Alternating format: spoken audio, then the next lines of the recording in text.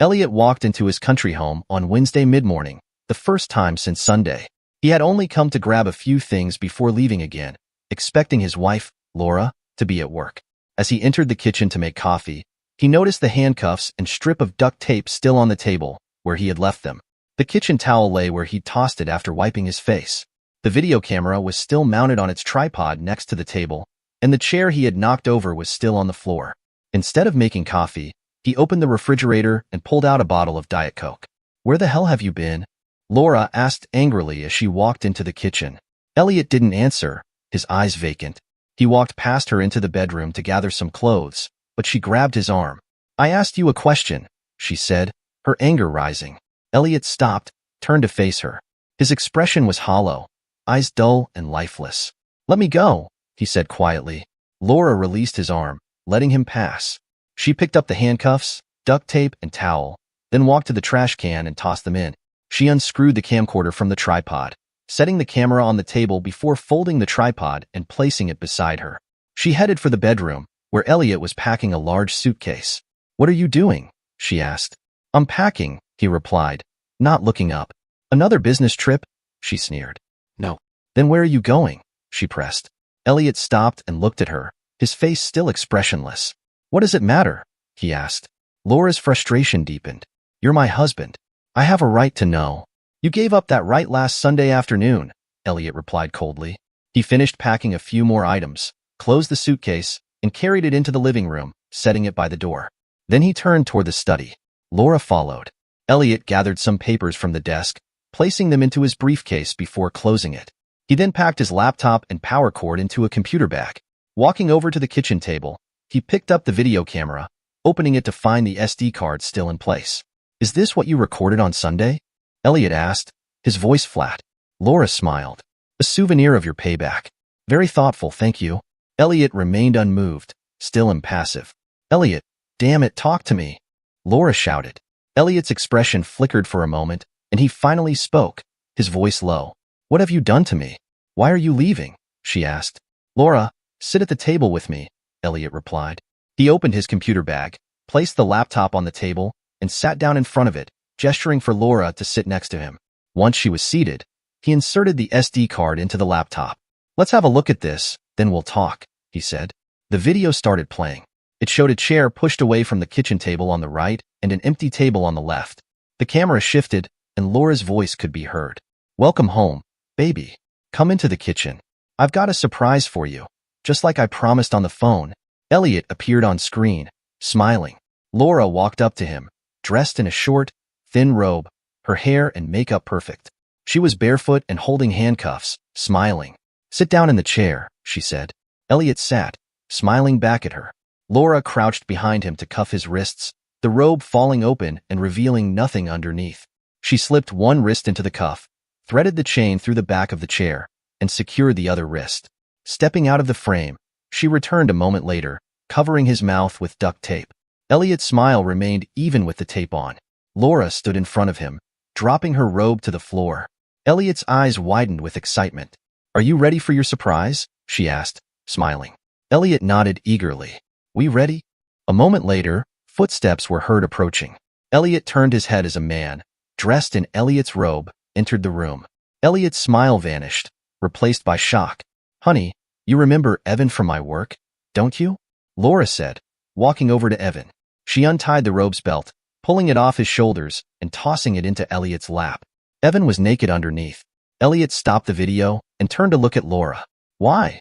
he asked, his voice barely a whisper. "You know exactly why," Laura replied calmly. "I don't know what the hell you're talking about," Elliot said, his voice cold.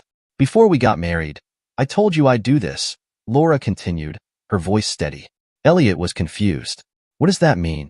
Laura met his gaze. "I told you that if you ever cheated on me, I'd sleep with you in revenge, and I'd do it right in front of you. Do you remember that?" Laura asked, her voice steady. "Is this what it's all about? This is your payback.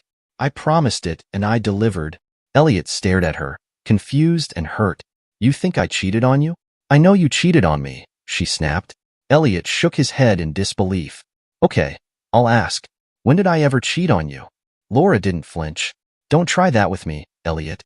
You know exactly when," Where and with whom? Elliot pulled the SD card from the laptop and dropped it into his bag. He closed the laptop, slipped it into his briefcase, and zipped it up. He turned to face her, frustration rising. Either tell me what the hell you're talking about, or I'm leaving right now. Laura stood her ground, not backing down. Okay, don't play innocent. While you were on your so-called business trip last week, I got a call from Jerry's wife, Jill. She told me you and Jerry spent the whole week in bed with a couple of women. Elliot's eyes narrowed. Jill told you that? She did. What proof did she give you? Cut the poor victim act, Elliot. You know what you did. Elliot's anger flared. So, you retaliated by sleeping with me in front of me, based on a phone call from someone I trust? Yeah, Laura admitted flatly. I did it based on her word alone. No actual proof. And I didn't need any. Elliot's voice grew colder. You handcuffed me and slept with a man in front of me, humiliated me. All based on someone's word? Payback. That's what this is. Exactly, Laura replied, unbothered. We're even now. Elliot shook his head, still trying to make sense of it. You didn't even talk to me about it. You just decided I was guilty and punished me. Laura was quiet. Yes, she said finally, coldly. Now we're even. Elliot was still upset. Not that it matters now, but there are a couple of things I'd like to say. Go ahead, Laura said, her tone sharp. I was at a conference all last week. Jerry wasn't even there. He got fired from the band 2 months ago for having an affair with the receptionist. I haven't seen or heard from him since. I was a speaker at that conference. I was on stage from 7 a.m. to 10 p.m. every day, and the whole week was videotaped. After the sessions, the group met until midnight to discuss the next day. I have multiple witnesses to confirm my whereabouts. I never left the hotel until I went to the airport after the conference ended. Laura looked unconvinced. So you deny it completely? Of course I do. And you have a phone call from someone who wasn't even there. Is that really proof? Elliot's voice was thick with disbelief. Sounds like a pretty lousy case to me. But you know what? I believe her, not you. What we believe doesn't make it a fact, Elliot said. I believed I was married to the most wonderful, loving woman in the world. What I learned on Sunday is that I'm married to a flawed, bitter woman who thinks so little of me that she physically and emotionally humiliated me, without any actual evidence of wrongdoing. Laura said nothing. Elliot stood up. I'm leaving now. You'll hear from my attorney in the next few days. I'm not going to divorce you, Elliot said, his voice steady. That's what this was all about, right? Now we're even, Laura. I didn't cheat on you. Weren't you listening? Laura's eyes narrowed. Of course I listened. You still think what you did was justified. Elliot's expression remained unchanged. I do. Then we have nothing more to discuss, Laura snapped. Just call Jill and find out what evidence she had. I'd really like to know. But honestly, it doesn't matter much right now. Without another word, Elliot turned and walked out of the house. He went to his hotel room, where he burned the video onto 3 DVDs. He had already made an appointment with his attorney and went to the office where he had started the divorce proceedings. He filed for divorce, citing adultery, and handed over a copy of the DVD to his lawyer. The prenuptial agreement would hold up with the evidence from the video. The attorney offered advice on the financial matters that needed immediate attention, and Elliot made sure everything was handled as soon as he left the office. He turned his cell phone to silent mode and, when he returned to his hotel room, checked it. The first call from Laura came about 5 minutes after he left, followed by nothing for 2 hours. Then, the calls came in every 5 minutes or so. Elliot listened to only one voicemail, the first one after the 2-hour gap. Oh my God, Elliot, I finally got through to Jill. She was drunk. Please call me. I made a mistake. Please call me. Elliot deleted all of her calls and voicemails without listening to the rest, then erased her texts and emails. The calls, texts, and emails continued, but Elliot paid no attention. He reviewed the numbers as the calls came in. He also received calls from Laura's father, mother, and sister. He called Derek, her father, back. Hey Derek, it's Elliot, Elliot said calmly. I know who the hell it is. You're not the only one who can read. What the hell did you do to my daughter? Derek's voice was angry. I didn't do anything to her except not return her calls, Elliot replied, keeping his composure. Damn it. She's hysterical. What the hell is going on? Derek, if you want to know what happened, you're going to have to talk to Laura. I'm talking to you. Damn it. Derek shouted. Wasting your time. Talk to her. Elliot remained calm. Did you sleep with someone or something? Talk to Laura, Elliot said firmly. You son of a a-hole. I should come over there and kick your butt, Derek threatened. Derek, listen to me. If you want to know what happened, you're going to have to find out from Laura. I'm not discussing this with you, Mary, or anybody else. Talk to Laura. You a-hole. You really cheated on her, didn't you? Goodbye, Derek, Elliot said before hanging up. Derek called back almost immediately, but Elliot ignored it. Then, Mary, Laura's mother, called. Elliot deleted all their voicemails, then went out for dinner and returned to his room for the night. Thursday morning, he bought a new cell phone but kept his old one as well. He went to his office, took an extended vacation, and gave his contacts his new number, asking them not to share it. Afterward, he rented a small, furnished apartment on the far end of town and signed a 6-month lease. He went to the grocery store for supplies, and by the end of the day, had the apartment set up and organized. On Friday morning, his lawyer called, and Elliot met with him at the courthouse. He signed the divorce papers, and after filing them, was given a copy to serve to Laura. The attorney reminded him that while Laura's copy didn't require a signature, it was important to have an impartial witness when she was served. Elliot called Laura and arranged to meet for lunch at a restaurant they used to frequent. When Laura arrived, Elliot was already sitting at a quiet table in the back. She looked well as she walked toward him, dressed up and carrying a duffel bag. He stood to greet her, and as she tried to kiss him, he turned his cheek instead. It was clear from her expression that this wasn't what she had hoped for. She sat down across from him. Elliot, I made a mistake, Laura said. I want us to put this behind us and move forward. Elliot nodded, but his response was firm. I agree. It's time to move forward. When the waiter, Lynn, came by, Elliot declined her services. Lynn was someone they'd known for a long time. What can I get you to drink? Lynn asked, smiling. 2 Diet Cokes, Laura replied. Lynn left, and Elliot reached out to hand Laura the divorce papers. Laura, these are the divorce papers. Lynn is my witness that you've been served. Laura's face went pale as she looked at the papers. Lynn returned with their drinks, and Laura turned to Elliot, trying to reason with him. Elliot, you said you wanted to put this behind us and move forward. That's exactly what I'm doing. I'm moving forward. But Elliot, I made a mistake, she insisted. That's not what I meant, Laura continued, her voice desperate. We've been married for over 7 years. Until Sunday, those were the best years of my life. I've loved you like I've never loved anyone, and I probably never will again. Don't throw that away. We have a great marriage. Elliot's eyes were cold as he responded, his voice steady. It was great, until last Sunday. You ruined it. You ruined everything. Laura, looking confused, pleaded again. I made a mistake. Don't you see that? Elliot looked at her, his expression hardening. Let me tell you what I see when I look at you, or when I close my eyes. I see the woman I loved. But now, I see him, having you on the table in front of me, hearing you tell me how much you like it, and how much better he is than I am. That's what I see now, Laura. Not the woman I cared about. You killed her that day. But Elliot, it was all a mistake, Laura pleaded. No, Elliot replied coldly. It was very deliberate. The reason you did it was a mistake, not the act itself.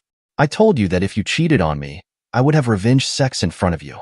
You knew what would happen, and you even agreed to it. Laura lowered her gaze to the table, ashamed. Yeah, I did it knowing it would never come to that.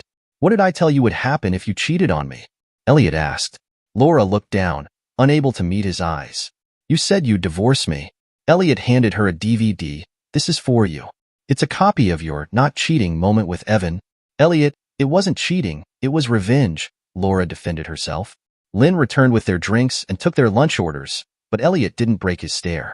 Laura, sex outside of marriage is adultery, he said flatly. Unless both parties agree to it, it's considered cheating. We can work this out, Elliot. We'll see a therapist, Laura offered, but Elliot shook his head. No, Laura, we can't. You showed me a side of you that destroyed the woman I loved. You killed her, as surely as if you'd ripped out her heart. But instead, you ripped out mine. I don't want a divorce, but I will fight you. Laura's face hardened. I won't accept this. I won't give up on us. Elliot's voice was low and controlled. On Sunday, you showed me a different side of you. I have another side too. You don't want to see it. What other side?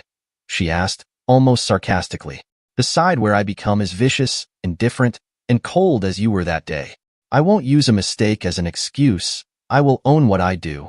You're not like that, Elliot, and you know it. Funny, I was thinking the same thing about you, he retorted. Laura's voice cracked. Damn it, Elliot, this was a mistake. No, Elliot said, his eyes hardening. It was a deliberate act of revenge. What did you tell your parents? Laura hesitated. I told them we had a falling out, that we'd work it out. A fight about what? Elliot pressed. Laura looked down, saying nothing. Laura, what about what? Elliot repeated. I told them you were having an affair, she finally admitted. Elliot's jaw tightened. You never told them the truth? No, Laura responded quietly. Why not? Because they wouldn't understand, she said, looking ashamed. They wouldn't realize it was a mistake. Maybe I'm finally getting it, Elliot said, his voice cold. I know what I did to you is wrong. I based it more on judgment than fact. I know I hurt you deeply, but we can't get past this. We can't rebuild our marriage. We can't put this behind us. Laura's face crumpled. Please, Elliot, we can fix this. Elliot shook his head. The woman I loved is gone. She no longer exists. I'll fight you every step of the way, Laura said, defiant. There's nothing to fight for, Elliot replied. It's over. Don't make me reveal the other side of me. You won't like it. You're bluffing, Laura said, but there was doubt in her voice. Don't push it, Elliot warned. Get a lawyer, have them review the petition, and contact mine if you have any questions. You'll be single, and you can have all the Evan you want in 90 days. Laura stared at him, her anger rising. This has nothing to do with Evan. Elliot softened a little. Sorry, that was rude of me. I apologize, but I'm not leaving you. You already have the settlement. Accept it and move on. No way in hell, she spat, refusing to back down. Lynn came back with their food, and Elliot handed her his credit card. She returned a moment later with a check for Elliot to sign. Elliot signed the papers, then stood up, still untouched by his food. Enjoy your meal, Laura, he said coldly. I lost my appetite last Sunday when you spit on me. With that, Elliot left for his house. On Tuesday, Laura met with her lawyer for the first time. The lawyer, a tough but fair woman recommended by a friend, greeted her. Have a seat, Mrs. Marsh. I'm Troy Barlow. What can I do for you? My husband's trying to divorce me, Laura explained. Has he served you with papers? Troy asked. Yes, last Friday, Laura replied. May I see them? Troy asked. Laura handed over the papers. Troy skimmed the first page. He's citing adultery. Is that true? No, it was a misunderstanding, Laura explained. You had sex with someone other than your husband, correct? Troy asked. Yes, but it was a mistake. Did your husband consent to you having sex with another person? Troy inquired. Not specifically with this person, but he agreed to me having sex in retaliation if he cheated on me. So, your husband cheated, and you had revenge sex? Troy asked, clarifying. Well, yes and no, Laura replied. I did have revenge sex, but then I found out he wasn't cheating on me. Your husband wasn't cheating, but you still had revenge sex? Troy repeated, sounding incredulous. I did, Laura admitted. It's called adultery, Mrs. Marsh, Troy said. But I thought he was cheating, Laura protested. What proof did you have? Troy asked. A friend told me, Laura explained. But apparently my friend was wrong.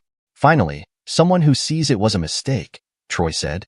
So, based on what you've told me, you had revenge sex based on hearsay evidence. Does your husband have proof that you had sex with another man? Yes, Laura replied. I handcuffed him to a chair and made him watch. Then it's his word against yours. Is there any real evidence? Troy asked. I videotaped the whole thing, Laura said, pulling out the DVD Elliot had given her. Can I watch it? Troy asked. Laura nodded, and Troy inserted the DVD into the player. After watching only a few minutes, Troy stopped it. I'll need to watch the whole thing, but I can do that later. Let me familiarize myself with the petition first. She began reading the document. After flipping through a few pages, she looked up. I see that you signed a prenuptial agreement, and at first glance, it seems pretty solid, especially concerning adultery. If he changes the wording of the complaint to irreconcilable differences, we can avoid that clause. I suspect that will be a difficult task, though. Even with the prenup, he's offering you considerably more than the law requires. Without it, you would likely be entitled to a significantly larger cash settlement. I don't want a cash payout, Laura replied, nor do I want a divorce. I want my husband back. You told him that? Troy asked. Yes, but he didn't even consider it, Laura said, her voice tinged with frustration. Contested divorces can be very expensive for everyone involved. If we go for counseling, it can't hurt. Then let's do it, Troy said. We can seek counseling and let him know that if he refuses, we'll fight for everything. Do you have any dirt on your husband? Troy asked, shifting the focus. You mean criminal stuff? Laura asked, confused. Anything, Troy clarified. Has he ever hit you or threatened you? No, Laura answered, shaking her head. He's never raised his voice to me. I'll sort through the paperwork carefully, watch the video, and get back to you in a day or two, Troy said, preparing to wrap up the meeting. Does he have a copy of that DVD? Troy asked. Laura nodded in response. It was Wednesday when Troy called her. Mrs. Marsh, he has a pretty solid case. The video you recorded is very damaging, and you don't want any judge to see it. Let's proceed with what we discussed. We're going to offer 6 weeks of family counseling. I'll do whatever it takes, Laura replied. I want my husband back. 2 days later, Elliot's lawyer called him, asking him to come into the office. Elliot went in that afternoon. Elliot, they've requested 6 weeks of couples counseling, the lawyer said. What if I say no? Elliot asked. They'll fight us tooth and nail, the lawyer replied. I'm against it. What do you think? Elliot asked. She hired Troy Barlow. She's one of the best, probably better than me. I'm the very best, Elliot said, his voice firm. I'm ready to fight, teeth and nails if I have to. Then let's just say no and see what happens, the lawyer advised. Keep me posted. That night, Elliot called Laura. Laura, I've given up on counseling. I told you that if you argue with me about it, you'll see another side of me you won't like. Why are you acting like this? Just stop this crazy divorce and come home, Laura pleaded. That's not going to happen. This is your last chance to get off easy. I won't call you again. I'm fighting you, Elliot. I don't want a divorce. Have it your way, Elliot said, ending the call. The following Monday, Laura filed a countersuit on the grounds of irreconcilable differences. She asked for everything. 2 days later, the local school board and the school where Laura worked were served with documents alleging inappropriate relations between 2 married teachers, Laura Marsh and Joseph Cross. Attached to the documents were explicit photos of the 2 of them having sex. The school board held an emergency closed-door meeting and fired both of them the same day. That same day, Evan's wife received a DVD in the mail, along with the names and phone numbers of those featured in the video. After watching it, she called Elliot. Hi, this is Elliot Marsh. Is this Nina Cross? Elliot asked. Yes. Did you send me that DVD? Nina replied. Yes, ma'am. I'm sorry, but I thought you had a right to know. When was this made? She asked. A week ago Sunday, at my house, Elliot explained. Is that you sitting in the chair? Nina asked, referencing the video. Yes, that's me. And the video's real. It's not edited. Is this woman your wife? Nina asked. For the moment I filed for divorce, Elliot responded. That's all I needed to know, Nina said coldly. I'm sorry to bother you. She hung up, and her next call was to a divorce attorney. The following day, Evan called Laura, reprimanding her for exposing him through her act of revenge, which cost him his job and possibly his marriage. Despite losing her job and receiving Evan's angry call, Laura didn't back down. A week later, still no word from Elliot or his lawyer. Elliot took the next step. Laura's parents and sister received a copy of the DVD. After a brief introduction to the video, they began questioning Laura and reprimanding her. Elliot's old cell phone rang, and he answered his sister's call. How could you, Elliot? Laura loves you, Lila said, sounding concerned. She has a strange way of showing it, Elliot replied. It was revenge sex, for God's sake. She still hasn't told you the truth? Lila pressed. What the hell is the truth? Elliot asked, frustration evident in his voice. Lila, I wasn't having an affair. She got a call from a friend who said I did, and she took it as truth without any proof. This was her revenge, he explained. Elliot, Laura's not that stupid, Lila responded. Well, ask her yourself. Let her know that if she lets the divorce go through and stops fighting it, that's the end of it. If she keeps going, that's just the beginning, Elliot warned. Can't you deal with this? Lila asked. Have you watched the DVD? Elliot retorted. It's just the beginning. That's all I could digest. Lila was silent for a moment before asking, after all of this, ask yourself if your husband is willing to try to reconcile. Would you do that? I will, but I still think you should at least try to work it out. Lila, you've known me since we were kids. You know I'm not a bad guy. Watch the DVD. Okay, I will. Lila hung up the phone. About an hour later, she called back. Oh, Elliot, I'm so sorry. I understand now, but I still need to talk to Laura. Let her know that if she stops fighting the divorce, this will be the end of it. If she fights me, it's only going to get worse. I'll tell her, Elliot said. Lila went to see Laura in person. After confirming Elliot's story, she passed on his warning. Laura remained adamant in her refusal. Lila then told Laura's parents about what had happened and how Elliot insisted she drop the countersuit. That evening, Laura's parents visited her and received copies of both documents. Derek, a family friend who was a lawyer, reviewed the documents and the prenup. His recommendation was that Laura do exactly what Elliot suggested and quietly take the matter to divorce court. But Laura still refused to relent. A week passed without any word from his lawyer, and Elliot took the next step. Laura taught Sunday school at the same church her parents attended. That Sunday, every member of the Women's Auxiliary and the church ministers received a flyer in the mail, featuring pictures of Laura having sex with a man who was not her husband. The caption read, "Should this woman be teaching your children on Sunday?" After the service, Laura's parents were treated like pariahs rather than parishioners. The pastor took them aside for a private conversation and explained the situation. He also gave them a letter for Laura, informing them that her services would no longer be needed or welcomed at the church. A copy of the flyer was included when Laura received it. She cried but still refused to drop her counterclaim. Laura explained to her lawyer that sharing the video with her family was not a crime, as it was clear from the DVD where she had told Elliot she made it for him and that, since it was his property, he could share it with any adult he wanted. The flyers had been sent out anonymously, and without a thorough investigation, they could not be traced back to Elliot. Troy advised Laura to drop her countersuit. Her family begged her to let it go, as it was now affecting their lives. Derek called Elliot to express his concerns, but Elliot stuck to his demands. Still, Laura refused to relent. A few days later, Laura's neighbors and their friends received similar flyers, this time signed only with her name and contact information. Laura's phone and email were bombarded with nuisance calls and messages. Trash was dumped on her car, driveway, and lawn. Elliot waited another week before posting on her social media accounts. It began with innuendos, then escalated to photos with strategically placed blackouts covering all the right places. A few days later, Laura received an email from a porn site thanking her for the video. When a news crew showed up at her door, Laura finally called her lawyer and withdrew the countersuit. She requested a meeting with Elliot, which he agreed to, on the condition that it be held at his attorney's office. They met a few days later. Laura looked like a shadow of her former self.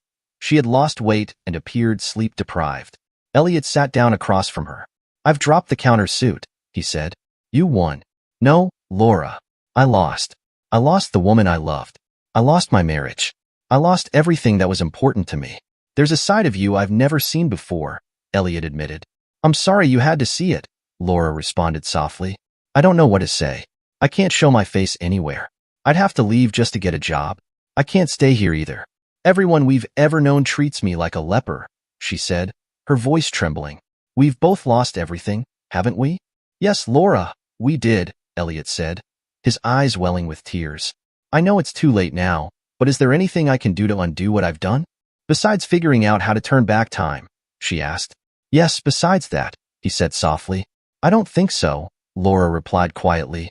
Elliot stood up, preparing to leave.